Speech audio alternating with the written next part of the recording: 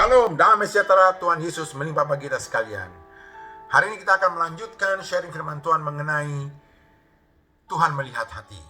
Hari ini yang ketiga yaitu mengenai sedih hati. Kita ambil dari firman Tuhan dalam Kejadian 21 dimulai dari ayat 14. Saat Abraham menyuruh Hagar dan Ismail pergi setelah memberi mereka bekal roti dan air. Di ayat 15 dikatakan, ketika air yang di Kirbat itu habis, dibuangnya lah anak itu ke bawah semak-semak dan ia duduk agak jauh, kira-kira sepemanah jauhnya.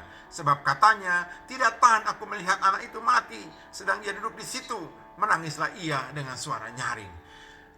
Apa sebenarnya yang membuat Hagar begitu sedih? Bukan hanya melihat keadaan Ismail, tapi sebelumnya, supaya kita sama-sama ingat, bahwa Hagar sebelumnya adalah hamba daripada Sarah. Dan Sarah mengangkat derajatnya dengan mengawinkannya dengan Abraham untuk mempunyai anak. Sayangnya pada saat Hagar mengandung, bukannya dia berterima kasih, tapi dia malah merendahkan Sarah. Sehingga Sarah menjadi marah. Dengan izin Abraham, dia menindas Hagar, sehingga Hagar tidak kuat dan akhirnya lari. Nah, dalam pelariannya itulah malaikat Tuhan datang menemui Hagar dan memerintahkan Hagar agar kembali kepada Sarah. Walaupun nanti pada saat kembali kepada Sarah, hidup dia akan tetap ditindas. Jadi sini yang pertama, Hagar itu mengikuti perintah malaikat untuk kembali kepada Sarah walaupun harus ditindas hidupnya.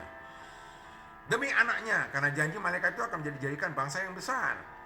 Nah, beberapa belas tahun kemudian tanpa diduga oleh yang namanya Hagar, ternyata diusir dirinya dan Ismail. Diusir kemana?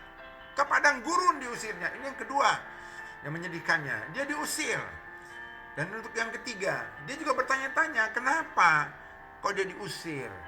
Padahal kan Ismail juga anaknya Abraham. Sama seperti Ishak. Tapi Ismail itu anak pertama. Itu menurut Hagar. Dia tidak tahu mengenai rencana janji Tuhan kepada Abraham. Nah, yang keempat, saat mereka pergi ke gurun, kehabisan air. Sehingga anaknya Ismail sudah hampir mati, kehausan. Karena bekal airnya habis. Dari sini kita bisa melihat apa yang menyebabkan Hagar sedih. Cuma harus dibedakan, siapa yang disedihkan dan ditangisi oleh Hagar itu siapa? Jawabannya Ismail. Apa yang disedihkan dan ditangisi oleh Hagar? Yaitu Ismail sudah mau mati. Kenapa? Karena kehabisan air. Kehabisan air. Jadi apanya yang disedihkan? Tidak ada air. Karena kalau ada air, dia tidak akan sedih. Jadi siapa yang disedihkan? Ismail. Apa yang disedihkannya? Gak ada air. Demikian juga dalam hidup kita sehari-hari. Kita juga sering hidup mengalami seperti yang dialami oleh Hagar. Kita hidup dengan taat, mengikuti perintah Tuhan, sering beribadah dan sebagainya. Tapi dalam perjalanan waktu hidup kita, ternyata kita mengalami masalah, beban berat, sehingga kita menjadi sedih, tidak lagi sukacita. Kita contohnya dalam keluarga, anak kita sudah rajin ke beribadah, tapi ternyata anak kita sekolahnya, kuliahnya selalu terhambat, nilainya tidak baik, tidak naik kelas, tidak semesterannya jelek nilainya. Atau usaha kita taat pada Tuhan, tapi usaha kita tidak maju-maju, usaha kita begitu-begitu saja, malah menurun. Atau dalam pelayanan kita tidak maju-maju. Dan dalam hal ini, kita malah membandingkan, saya hidup taat, sama dengan orang lain, tapi kenapa dia pelayanan lebih baik? Kenapa pekerjaan dia lebih baik? Kenapa usaha dia lebih sukses? Kenapa keluarga dia lebih bahagia? Bahkan di satu saat kita mengalami kesulitan hidup, sama seperti Ismail, kesulitan hidup hampir mati. Kita kenapa? Kehabisan bekal. Kalau Ismail kehabisan bekal air, kita kehabisan bekal jasmani dan rohani. Contohnya kehabisan bekal misalnya, kehabisan bekal uang, bekal makanan, pekerjaan karena di PHK. Atau juga bekal rohani. Damaian tidak ada, kesejahteraan tidak ada, ketenangan tidak ada.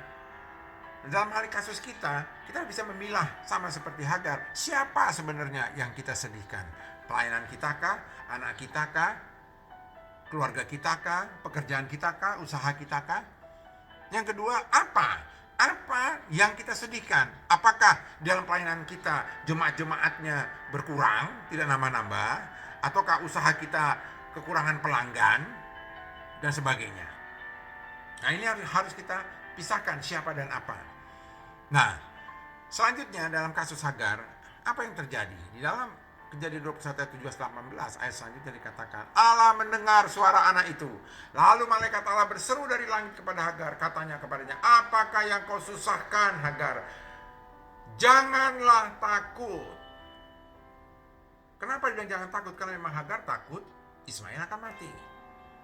Sebab Allah telah mendengar suara anak itu dari tempat ia terbaring. Nah ini dia ayat selanjutnya. Bangunlah. Siapa yang disuruh bangun? Apakah Ismail? Bukan, yang disuruh bangun adalah Hagar. Karena firman ini ditujukan kepada Hagar. Bangunlah, Hagar bangunlah. Kau yang bersedih, bangunlah. Ya. Lalu apa katanya? Angkatlah anak itu. Jadi angkatlah anak itu. Jadi siapa yang kau sedihkan? Hagar itu kan menyedihkan Ismail. Siapa yang disedihkan oleh Hagar? Itu adalah Ismail. Maka angkatlah Ismail. Angkatlah anak itu. Dan bimbinglah dia. Angkat dan bimbinglah dia, sebab aku akan membuat dia menjadi bangsa yang besar. Dalam kasus kita sehari-hari demikian juga. Kalau kita mengalami kesedihan hati akibat apakah siapa yang kita sedihkan, pelayanan kita, usaha kita, keluarga kita, pekerjaan kita, dan apa yang menyedihkan, maka yang harus kita lakukan pertama, bagian kita adalah siapa yang kita sedihkan. Lalu apa yang kita lakukan? Seperti yang dilakukan oleh Hagar. Berserulah kepada Tuhan, karena Dia Maha mendengar. Yang kedua, kata malaikat Tuhan, jangan takut. Jangan takut anakmu tidak naik kelas. Jangan takut anakmu tidak lulus semesteran. Jangan takut usahamu bangkrut. Jangan takut pelayananmu berhenti. Jangan takut. Ya. Yang ketiga baru, hai kamu yang bersedih, bangun. Bangun. Kau yang harus bangun. Nah setelah kau bangun, baru kau angkat. Kau angkatlah kembali pelayananmu. Kau angkatlah kembali pekerjaanmu. Kau angkatlah kembali usahamu. Kau angkatlah kembali keluargamu, anakmu. Kau angkat kembali dan bimbing pelayananmu. Bimbing kembali pekerjaanmu. Bimbing kembali usahamu. Bimbing kembali anakmu. Itu bagian kita. Yang keempat, ingat akan janji Tuhan. Sebagaimana janjinya juga bahwa Ismail akan jadi bangsa yang besar. Pelayanan kita akan jadikan pelayanan yang besar. Usaha kita akan jadi usaha yang besar, anak kita akan menjadi usaha yang besar. Itu 4 hal yang harus kita lakukan. Ingat sekali lagi, berseru pada Tuhan, jangan takut, bangun kau yang bersedih, angkatlah apa yang menjadikan engkau itu, bimbinglah, dan ingat akan janji Tuhan. Kalau itu kau lakukan, maka inilah jawaban Tuhan, seperti yang disampaikannya juga kepada Hagar. Lalu Allah membuka mata Hagar, sehingga ia melihat sumur, ia pergi mengisi kirbatnya dengan air. Ingat, apa yang disedihkan oleh Hagar itu tidak ada air. Sekarang Tuhan memberikan air. Jadi kalau saudara itu berseru pada Tuhan, tidak takut, bangun, mengangkat yang kau sedihkan itu, membimbing kau sedihkan itu, percayakan janji Tuhan lagi, maka Tuhan akan menyiapkan apa yang membuat kau sedih itu. Itu apa dalam kasus Hagar dan Ismail? Dia siapkan air.